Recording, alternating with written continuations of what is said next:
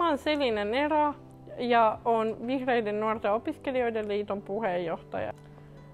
Vahvuus tarkoittaa sitä mulle, että ei luovuta niissä tilanteissa, kun tuntuu hankalalta ja on uskollinen niille omille arvoilleen.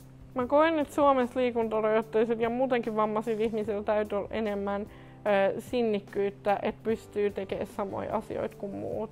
Ja tavallaan semmoista jatkuvaa sietokykyä siihen, että ne rakenteet tulee uudestaan ja uudestaan vastaan. Kun vammainen sanaa varjostaa se, että sitä käytetään haukkumasanana ja niin kuin synonyyminä huonommuudelle, kuinka niin kuin eriarvostava maa Suomi vielä on ja kuinka vähän me loppujen lopuksi tunnistetaan niitä rakenteita, jotka estää sen yhdenvertaisen osallisuuden.